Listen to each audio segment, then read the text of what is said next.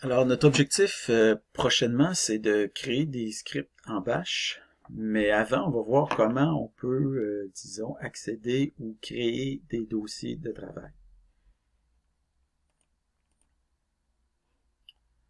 Donc, ça, c'est ce que je viens d'expliquer ici. Donc, l'idée, c'est que, en fait, on a plusieurs choix sur notre machine pour, disons, localiser nos scripts. Puis on se pose un peu la question, ben où ça serait mieux de le faire, puis comment on fait pour accéder à ces emplacements-là via WSL. Okay. Donc, dans un contexte WSL, c'est pas si simple que ça répondre à cette question-là. C'est pour ça qu'on fait disons, un document uniquement concentré sur cette question-là. Alors, idéalement, cet emplacement-là devrait être facilement accessible depuis Windows. Devrait aussi être accessible via WSL, évidemment.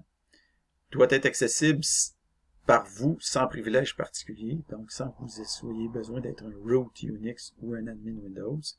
Idéalement, ça doit être un emplacement sécuritaire, donc rémanent, donc pas un dossier temporaire ou volatile, puis difficilement accessible aussi pour les autres étudiants si jamais vous êtes sur une machine partagée. Voici quelques suggestions d'emplacement. Donc on va explorer ces différents emplacements dans les prochaines diapositives. D'abord, votre dossier Windows. Ensuite de ça, un autre emplacement sécuritaire sur le disque C, votre dossier Ubuntu, votre dossier réseau sur la machine du cégep. C'est sûr que dans un contexte à distance, peut-être que ça s'applique moins le numéro 4. Et enfin, le numéro 5 sur une clé USB ou un autre disque stockage externe. Donc le 5 aussi s'applique peut-être moins dans un contexte d'enseignement à distance où vous êtes en mesure de travailler sur votre propre ordinateur chez vous. Donc, si vous êtes sur votre propre machine, le meilleur endroit pour créer des scripts bash dans ce cours, c'est celui où vous stockez habituellement vos documents pour ce cours-ci. Ce qui pourrait très bien être quelque part dans votre dossier personnel Windows ou alors ailleurs sur votre disque C selon vos habitudes personnelles. Donc, si jamais c'est sur un emplacement autre que sur le disque C, ben, vous allez regarder les options suivantes, qu'on va voir un peu plus loin. Donc, tout d'abord, pour accéder à votre dossier personnel Windows, on sait que ce dossier-là, c'est /mount /c /users / votre nom d'utilisateur. Okay, ça, c'est votre dossier personnel, mais c'est sûr que pour y accéder, bon, bien sûr, vous pourriez y aller sur votre disque C, puis entrer, etc., etc. Bon, mais il existe des moyens d'y arriver directement. Si vous lancez directement la commande WSL pour l'exécution, ou alors si vous ouvrez un terminal Windows que vous avez peut-être installé précédemment, puis que vous dites ouvrir une fenêtre Ubuntu, automatiquement, vous allez vous retrouver dans cet emplacement-là. Okay, donc, c'est intéressant de savoir qu'on est directement dans cet emplacement-là. Une autre possibilité, c'est de modifier votre emplacement sur le disque C. Donc, par exemple, supposons que vous voudriez travailler directement dans l'emplacement qu'on voit ici dans mon explorateur Windows. Ben, vous avez juste à taper WSL à cet emplacement-là et pouf, vous retrouvez, vous ouvrez une fenêtre bash qui se retrouve exactement en l'emplacement où vous voulez. Un troisième emplacement intéressant, c'est votre dossier personnel Ubuntu. Okay, donc, si vous ouvrez une fenêtre Ubuntu, par exemple, à partir des meilleurs résultats ou alors du menu démarrer, vous allez vous ramasser par défaut dans votre dossier personnel Ubuntu. Donc, le dossier personnel Ubuntu, c'est pas le même que celui que vous avez dans Windows. Celui dans Windows, c'est sur le file system Windows, puis celui dans Ubuntu, c'est sur le file system Ubuntu. Okay? Ou file system Unix, si vous préférez. Donc, ce dossier-là, quand vous êtes dans Bash, est toujours identifié par un tilde. Quand vous voyez tilde, vous savez que vous êtes dans votre dossier personnel. Si vous faites un PWD, vous allez voir que ça va marquer Home avec votre nom d'utilisateur pour indiquer que vous êtes dans cet emplacement-là.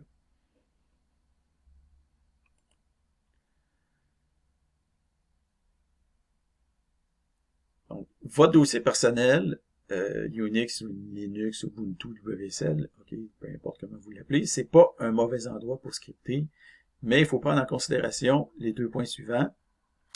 c'est que ce dossier-là sera probablement pas sauvegardé automatiquement dans le cloud ou ailleurs. Okay?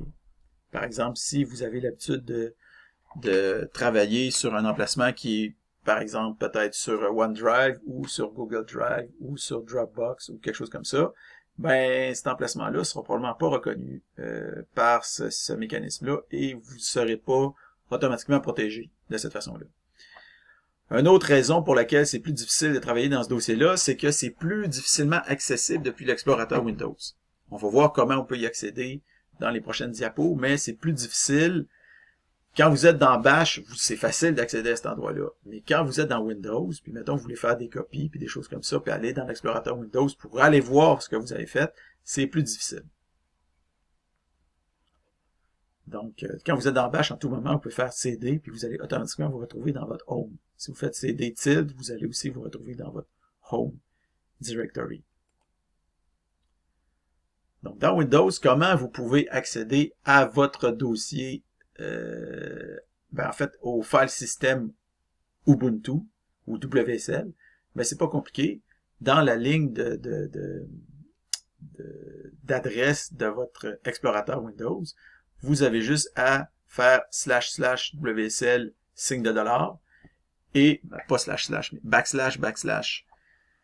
// WSL signe de dollar et vous allez vous retrouver dans votre file system Ubuntu à ce moment-là. Donc ça, en fait, WSS va afficher les différents file systems associés à vos différentes distributions Linux que vous avez installées sur votre machine dans le mode WSL. Et il suffit de cliquer, par exemple, sur Ubuntu pour vous retrouver dans votre file system Ubuntu. Okay. Et dans ce file system-là, vous allez avoir votre racine. En fait, je pourrais peut-être faire un petit démo, donc je vais peser sur. Alors ici, on a l'explorateur Windows, donc j'ai juste à aller dans la barre d'adresse et à taper // WSL signe de dollar. En fait, c'est comme un lecteur réseau, mais disons virtuel, ok, parce que évidemment c'est sur votre propre machine, c'est pas à distance, mais c'est comme un genre de lecteur réseau virtuel. Donc si on clique là-dessus, on se retrouve avec vos différentes distros qui sont installées. La mienne, c'est juste Ubuntu que j'ai installé. Je clique là-dessus, je fais double-clic et j'accède à mon file system Ubuntu ici. Okay, j'ai tous mes dossiers ici et si je clique sur Home, ben je vais avoir mon fguérin qui est ici. Puis si je clique là-dessus, je vais avoir différents trucs qui se retrouvent là, dont mon fameux script ici, qui s'affichait tantôt dans ma fenêtre, en fait, par défaut. Les autres, c'est tous des fichiers cachés, donc c'est pour ça qu'on ne les voit pas par défaut.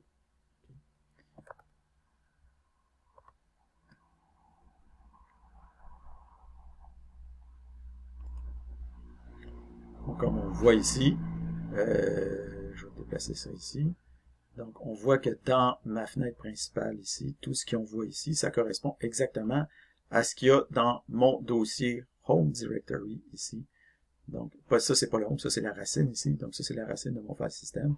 Et si je fais un LS1, pardon, ça va afficher, 1, c'est pour une colonne, donc ça va afficher en une colonne ce que je vois ici dans mon explorateur Windows. Donc, j'obtiens exactement la même chose, pas nécessairement dans le même ordre, parce que lui, dans Bash, en fait, il va mettre tout en ordre en mélangeant les fichiers avec les dossiers, tandis que dans l'explorateur Windows, il met d'abord les dossiers et ensuite les fichiers.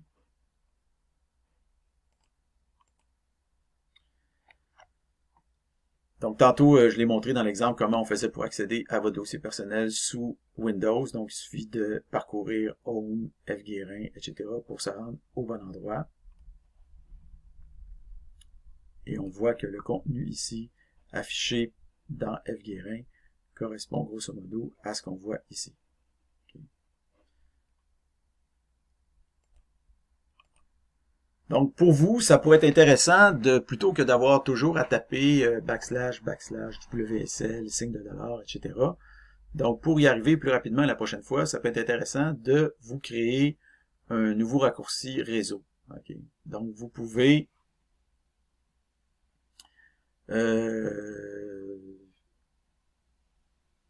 donc, afin d'accéder, le plus simple, c'est d'ajouter un nouvel emplacement en réseau. Donc, ouvrir un nouvel explorateur de fichiers, puis rendez-vous sur ce PC. Et du bouton droit, faites ajouter un emplacement réseau. Okay, donc, supposons que je m'envoie ici. Là, je m'excuse de me lire parce que je m'en rappelle pas à chaque fois de ce qu'il faut faire. Donc, supposons que vous allez sur votre ordinateur ici. Donc, là, je l'ai pas ici. Je l'ai pas ici. Bon, ce PC. Donc, My Computer ou quelque chose du genre en anglais. Vous faites ajouter un emplacement réseau. Puis là, bon, là, la fenêtre est ouverte ailleurs, mais vous allez avoir une fenêtre comme ça qui apparaît. Suivant, choisissez un emplacement réseau personnalisé. Suivant. Après ça, adresse, réseau ou Internet, c'est là que vous allez faire comme ça, WSL, étoile. Okay. Donc, mais moi, en fait, j'ai déjà ici des emplacements. Donc, c'est pour ça que vous pouvez aussi choisir Ubuntu 2004, etc. Donc, moi, je les ai déjà créés, donc je ne les créerai pas. Okay.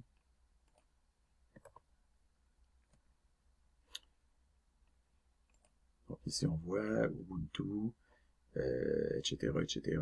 Puis là, ça va vous créer un emplacement réseau qui va s'ajouter. Okay, donc, moi, ici, si je m'en vais ici, je vais voir... mais ici, on voit déjà mon Ubuntu. Mais... est-ce que j'ai des emplacements réseau? Non, ça donne absolument rien. Bon, c'est pas ça la bonne affaire. Mais ici, là, c'est ça. Ça va rajouter une espèce de truc comme ça pour vos emplacements qui probablement vont apparaître ici dans PC. Donc, ouais, je l'ai ici. Emplacement réseau, c'est marqué Ubuntu.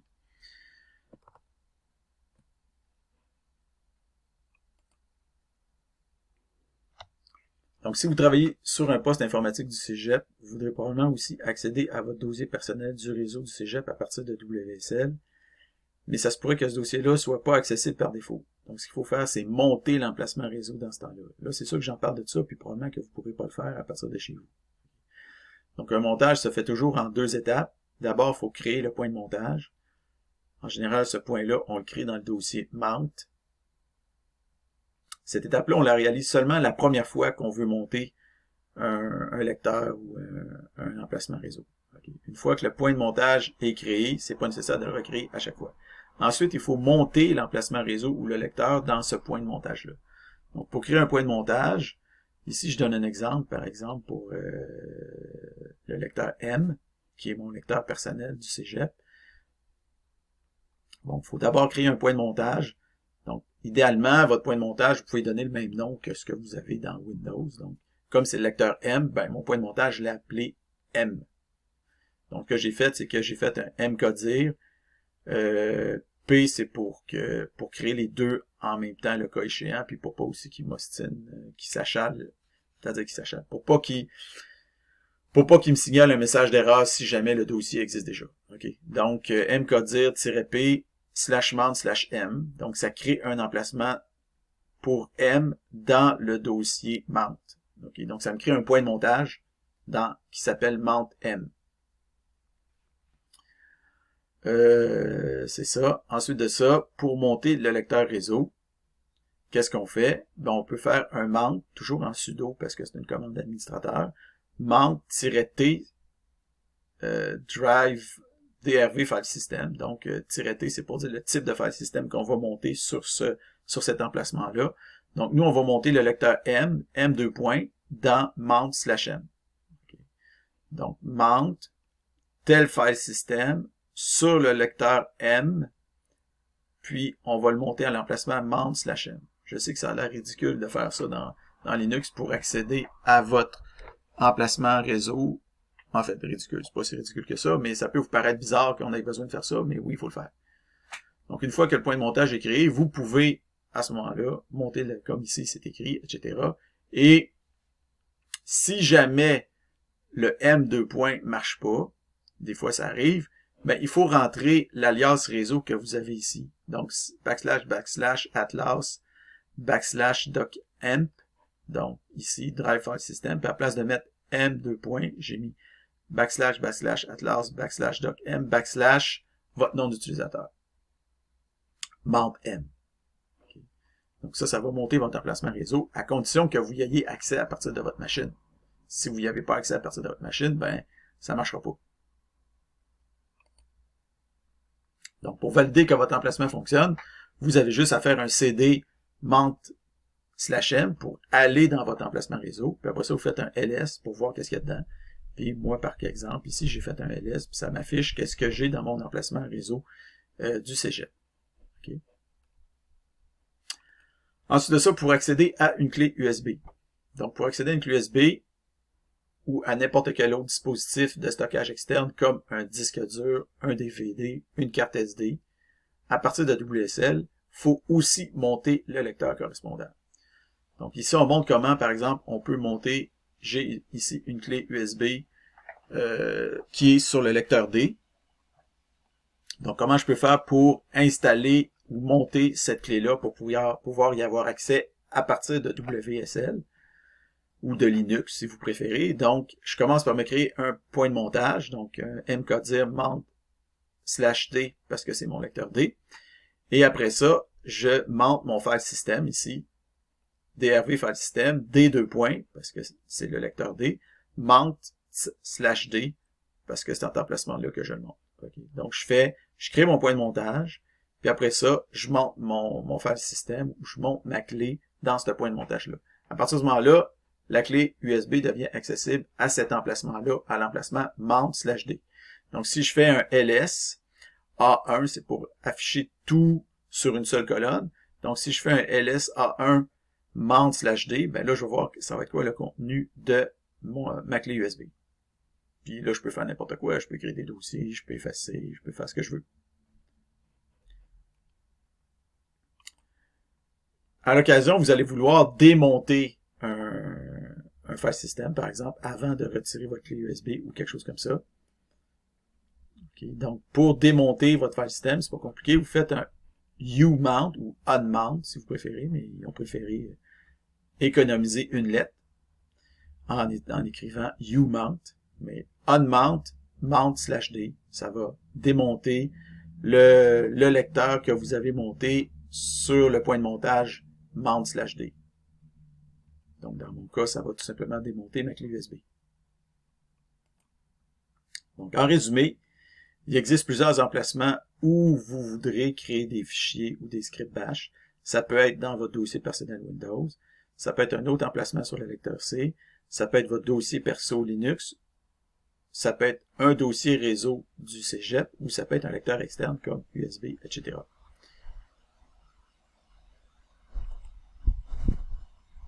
Donc, certains de ces emplacements-là sont facilement accessibles à la fois depuis l'explorateur de fichiers Windows et depuis la ligne de commande WSL Bash, comme par exemple votre disque C, et en particulier votre dossier utilisateur sur C. Certains de ces emplacements-là sont difficilement accessibles depuis l'explorateur Windows, mais facilement depuis Bash. C'est le cas, entre autres, de la racine de votre file system Linux et de votre compte personnel dans Linux. On peut y accéder à ça en utilisant l'alias réseau //WSL signe de $. Donc, l'idéal, c'est de créer un lien permanent vers cette racine-là et on a vu comment faire ça. Finalement, il existe des emplacements facilement accessibles depuis Windows, mais plus difficilement accessibles depuis la ligne de commande Bash, en particulier tout ce qui est les lecteurs autres que le lecteur C. Donc, dans le monde Linux, contrairement à Windows, ces lecteurs-là doivent être montés et parfois aussi démontés sur des points de montage. Donc, on a vu dans le document comment créer des points de montage et comment monter différents lecteurs ou points de réseau dans ces points de montage-là. Il y a moyen, là on a vu comment le faire à bras, mais il y a moyen de le faire avec des scripts. Puis là, je dis qu'on va le voir plus tard, puis en réalité, je suis en train de penser à ce que j'ai fait réparer dans les semaines d'après, puis je ne l'ai pas fait. Okay. Donc, je pourrais peut-être... enfin, je pourrais à un moment donné vous donner un script là, pour faire ça. Mais, bon, vous avez vu comment le faire à bras, puis je pense que créer un script, ça serait pas tellement... En fait, pour l'instant, vous n'avez pas encore vu comment faire, mais la semaine prochaine, vous allez savoir comment faire ça. Donc, les commandes bash, on a mkdir dossier pour créer un nouveau dossier, mkdir-p dossier pour créer un nouveau dossier, mais si le dossier existe déjà, il n'y aura pas d'erreur. Mount-t file system lecteur point de montage, donc ça monte un lecteur en utilisant le file system fs au point de montage pm. Puis unmount pm, ça démonte un lecteur associé au point de montage. Alors voilà.